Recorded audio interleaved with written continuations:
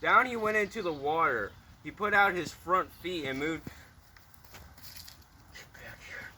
Holly, he put his front feet and moved out his back feet. He moved easily in the water.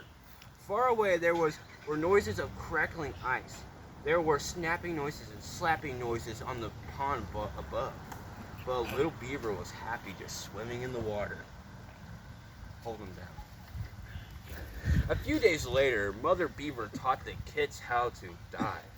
They dived through the tunnel under the lodge.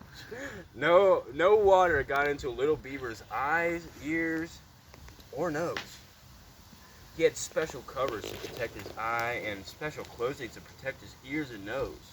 Little Beaver and all the other beavers could dive and swim underwater and could be very comfortable. Little Beaver followed his mother, sister, and brother. He followed them when they swam under the surface of the pond, and once in a while they flipped their paddle tails like rubbers. Oh, he's walking away again. Okay, control him, please. I pay you a lot for this reason. They swam around for a long time. Then they went back into the tunnel and up through the opening of the floor of the lodge. They rested on dry wood chips. Not the chips that you eat, fat ass. All the beavers, big and small, were dripping wet, and soon the wood chips were wet too. But Mother Beaver soon fixed that. She gnawed on a piece of dry poplar until they were enough. There were enough dry. Sorry, guys. Fresh chips to cover the floor. When that was done, Mother Beaver was set about to groom her big fur coat. All right, that sounded weird. Her two front claws she combed and combed. The kids combed too, until their coats were soft and shiny, sleek and dry. Now, every day, little Beaver hears more noises outside the lodge. Mother Beaver made many trips to the tunnel and the pond. Everyone was restless. They were waiting for something wonderful to happen.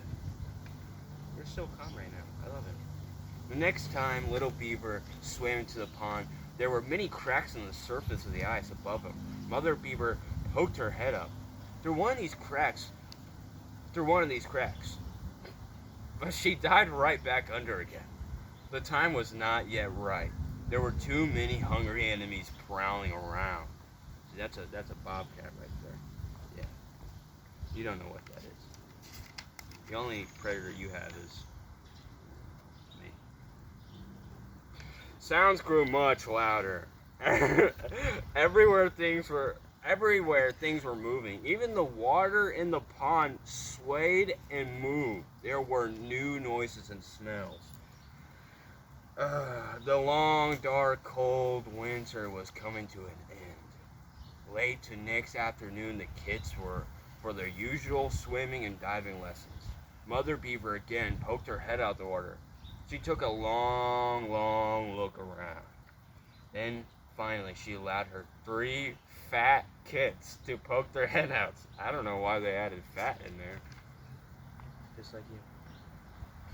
At first, little Beaver could not see a thing. The brilliant sunset was so very bright.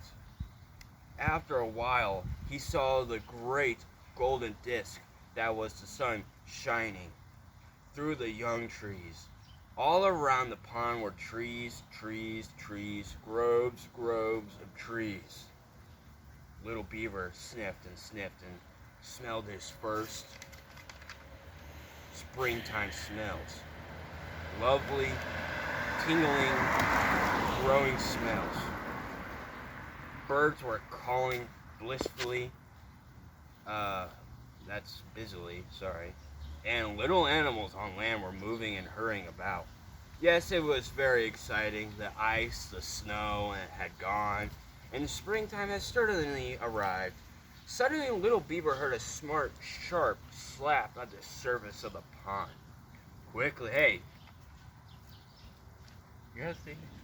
Quickly, he dived, using his propelled tail as a rubber. Down, down, down he went into the deep water. Mother Beaver has slapped her flat petal tail sharply on the water to warn her kids of nearby danger. This sound had made little Beaver dive to safety. What the fuck are you eating? That night, little Beaver settled down quietly in the lodge. It had been a wonderful day. The whole new world surrounded the great pond. There were many things to have seen and many things to be done.